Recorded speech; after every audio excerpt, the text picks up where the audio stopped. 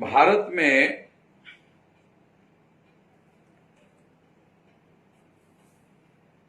भारत सरकार के द्वारा जो लोग विदेशों में फंसे हुए थे उनको लाने के लिए भारत सरकार ने यहां से विमान भेजे, एयर सर्विस का प्रबंध किया और उन लोगों को भारत में जो कोरोना की वजह से संकट निर्माण हो गया था उनको भारत में लाने का काम किया। भारत सरकार का ये काम काबिले तारीफ है और निश्चित रूप से गर्व और गौरव की बात है।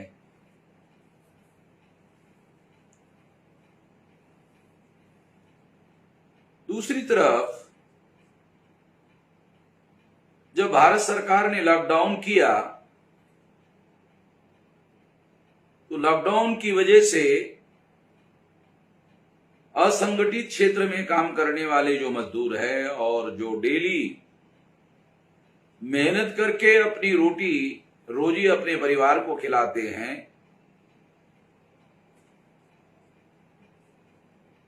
ऐसे मजदूरों पर कौन सा संकट आ सकता है, इसके बारे में भारत सरकार ने नहीं सोचा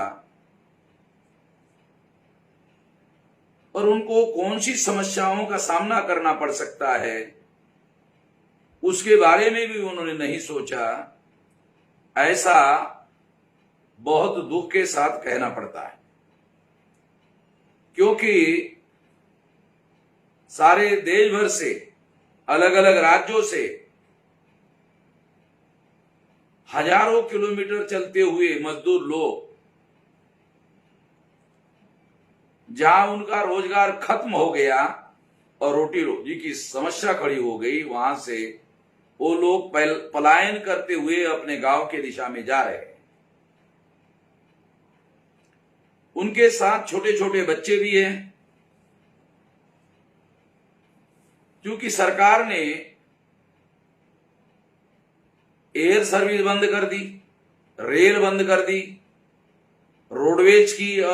बसें बंद कर दी, प्राइवेट बसें बंद कर दी और जाने आने के तमाम साधन बंद कर दिए। हम ऐसा नहीं मानते कि ये बंद करना जरूरी नहीं था, ये बंद करना जरूरी भी था। कोरोना के संकट से लोगों को बचाने के लिए ऐसा करना भारत सरकार को बहुत जरूरी था और ये जरूरी फैसला भारत सरकार को जरूर लिया जाना चाहिए था और उन्होंने ये फैसला लिया और बहुत अच्छा काम किया।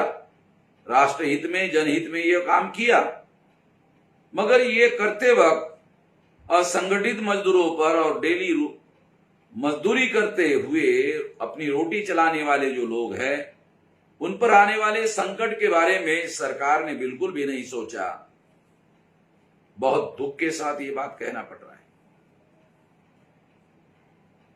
इसके अलावा एक और बात कही जा सकती है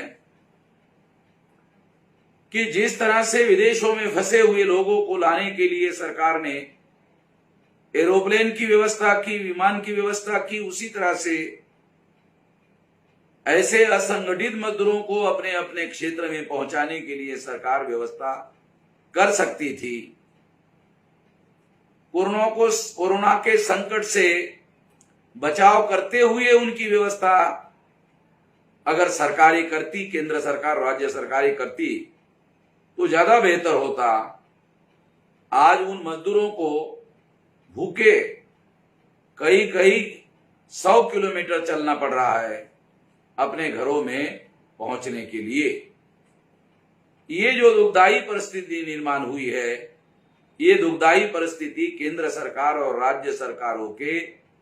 असंगठित मजदूर और डेली वेजेस में काम करने वाले जो मजदूर है उनके बारे में ना सोचने का नतीजा है और इसका जरूर विरोध किया जाना चाहिए। हम बहुजन क्रांति मोर्चा की तरफ से सारे देश भर में फैले हुए हमारे संगठन के कार्यकर्ताओं को अनुरोध करते हैं कि जिन राज्यों के सड़कों पर ये मजदूर चल रहे हैं उनकी हर संभव मदद करे, उनकी जितने अपने रिसोर्सेस हैं उसके आधार पर रोटी का प्रबंध करे, खाने पीने का प्रबंध करे।